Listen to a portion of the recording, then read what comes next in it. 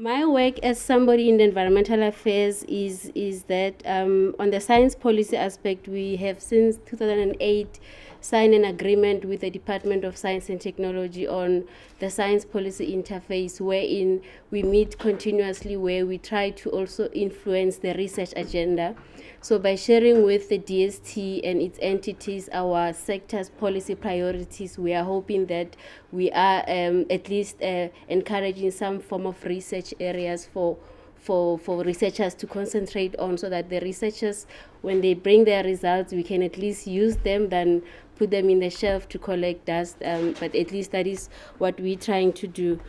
So I will try to then try to look at, in terms of green economy and sustainable development, what are the policy and framework that we have.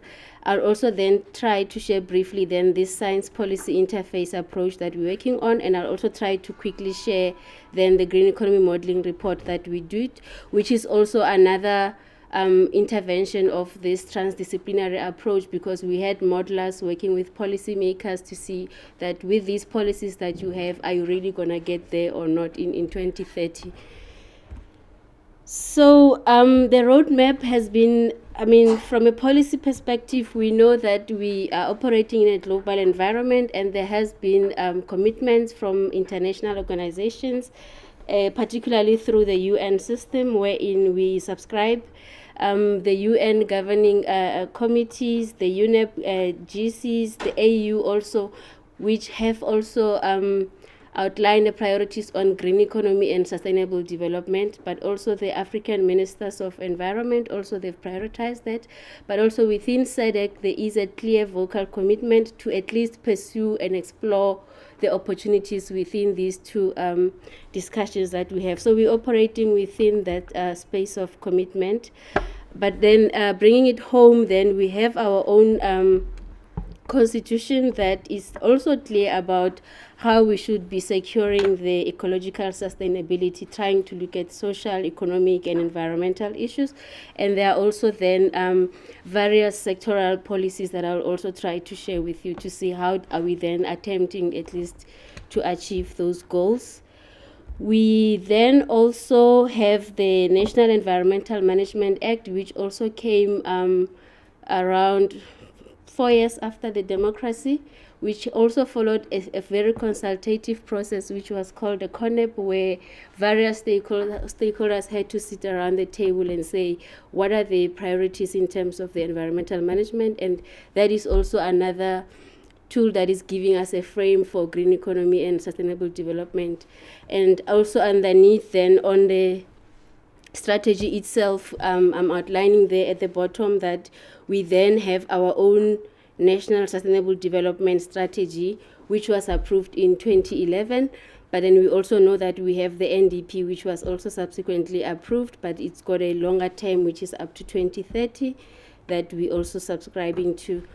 So in that NSSD, our context of sustainability is clear in that we have 5 priorities that we identified. The first one being an important one on planning and implementation, and how we also look at the M&E aspect. The second one being on the environmental assets, your typical biodiversity issues, but also importantly, how then are we able to be resource efficient with our biodiversity aspect. And also for the topic of the day, green economy in South Africa, we've also then adopted it as one of, in the context of sustainable development. So we try to look at how do we become more resource efficient, promote low carbon, but importantly the pro-employment part of the growth path that we're taking.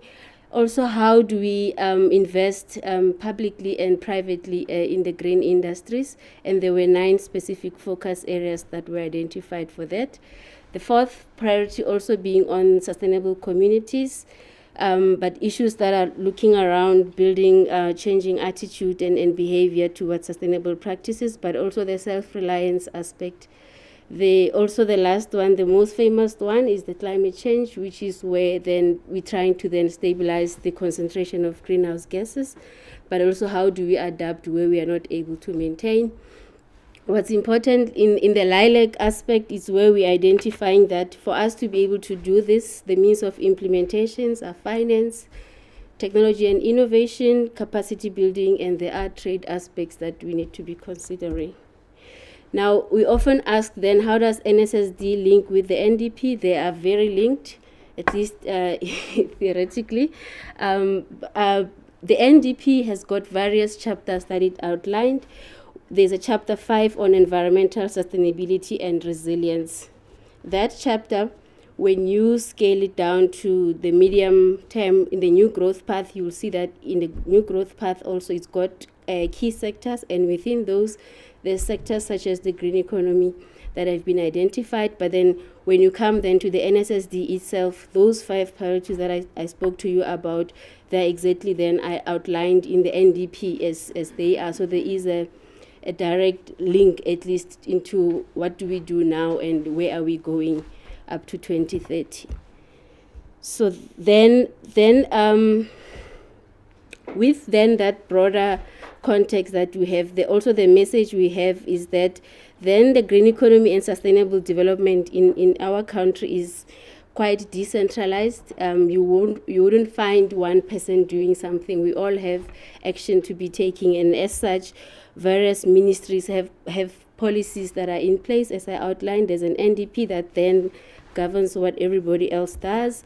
There's also the New Growth Path and the Green Economy Accord, which also tried to bring in the social partners into the discussion. And there was also a Green Jobs report that was produced that tried to look at, with this green economy, what are the job prospects? What's going to happen? Are we going to lose jobs, or are we going to gain jobs? But in the report, it's clear that over medium to long term, we would not necessarily be losing the net jobs in the economy.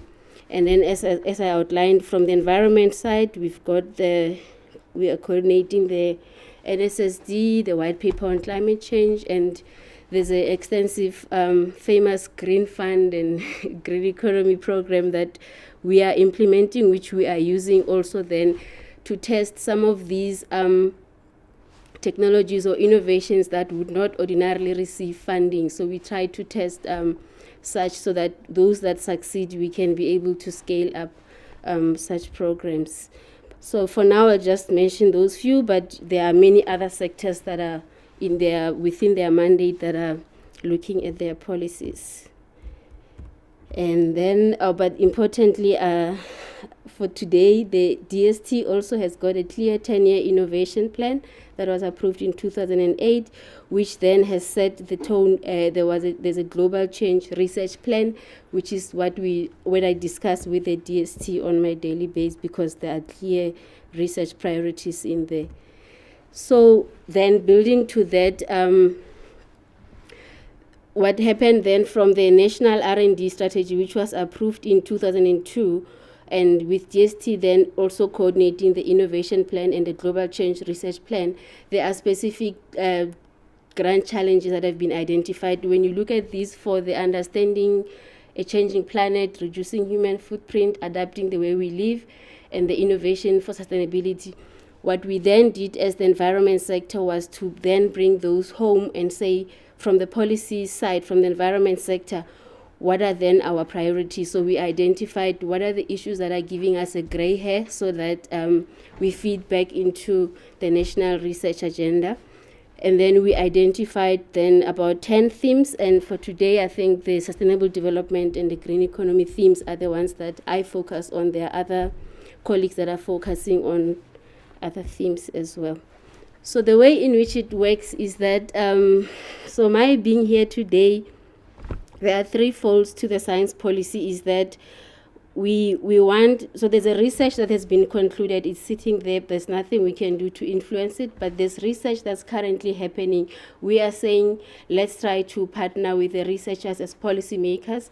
Then there's another element where we're saying, for the future research also, how do we plan to work together? And partly that's also within the Green Fund, there's been a certain amount that has been set aside mainly just for research, and we work with DST also to outline and fund certain research areas. So the way it works is we would, at least like today, I would come and say, these are our policy issues. I'll try to share some of them with you. And by highlighting those at least there are certain sessions where we sit and we jointly work with the researchers. Like we also have the MOU with the CSIR, where we try to work with them to jointly scope what is the research agenda. And then what you'll find also is that step number 3 is where if there's short-term needs, like we need to be making certain policy discussion or policy statement, we would then be using then existing research that's already out there, where we can then be able to make a position there and there. But then also there are times where then this becomes long-term research needs, where we then have to procure. There's nothing on the ground. But then also the step 5 is that we need to then jointly come and interpret. I know that researchers also we know that you don't like us to influence the research outcomes, but there are attempts where we need to be jointly interpreting, because there might be certain contexts where we can meet each other halfway, and hopefully then we can have policy options that are informed by the evidence.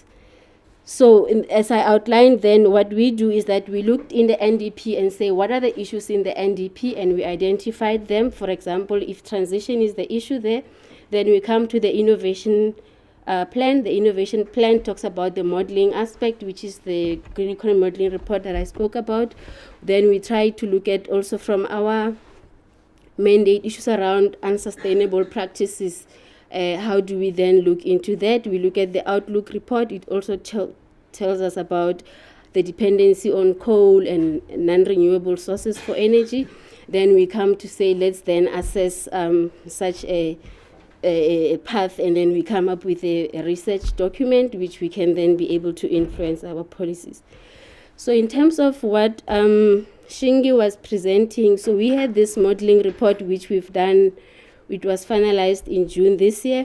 We used a systems dynamics modeling where we tried to look at social, economic, and environmental, because normally economic models focus on the economic aspect. So we tried to use the T21, they call it threshold 21, where we try to then balance economic, social, and environment issues, and so that we can see how then the economic path is going to look like. And some of the issues we looked at was the availability of capital, the issues around labor, the stocks of natural resources in modeling.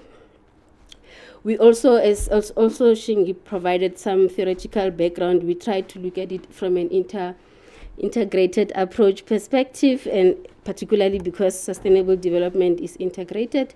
We looked at then from 2001 up to 2012, as a reference baseline, and then we then extended it up to 2030 to try to look at where would we go in terms of our path.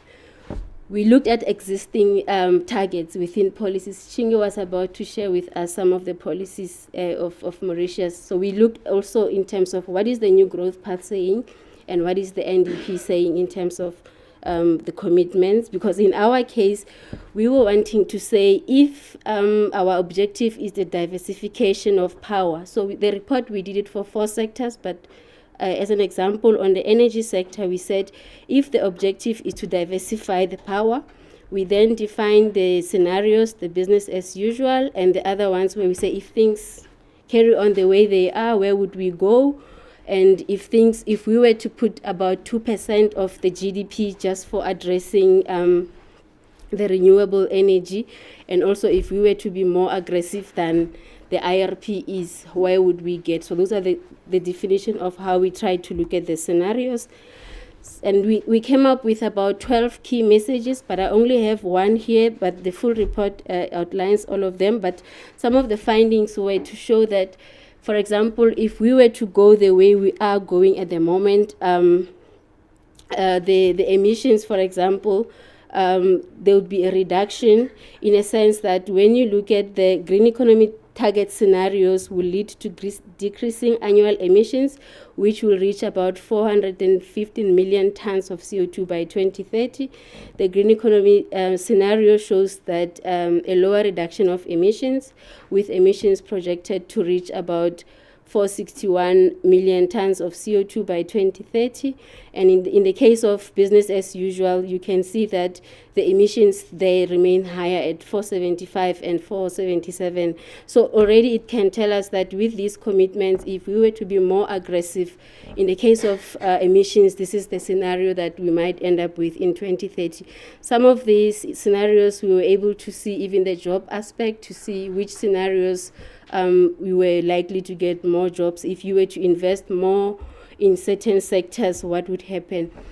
So in conclusion, the green economy and sustainable development, in our view, is decentralized, the responsibility, and it's cross-cutting. But also what is the message that we took is that we needed practical and implementable solutions, and hence, even when researchers then are making research, the policy recommendations at least needs to come up with practical. We know you still need to do blue sky rocket science stuff, but at least bring practical stuff also. But what is also important from a policy making theory aspect, we wanting then to use then the evidence. So we communicate upfront what are our research priorities, and then hopefully we can jointly work together and be able to improve the policy making for the sector. And this is me driving the Nissan Leaf green vehicle, which our department is piloting about four of these vehicles. There's an arrangement with Nissan, but it's part of the test that we are trying to do and see what processes, what technologies can work and what can be lived out.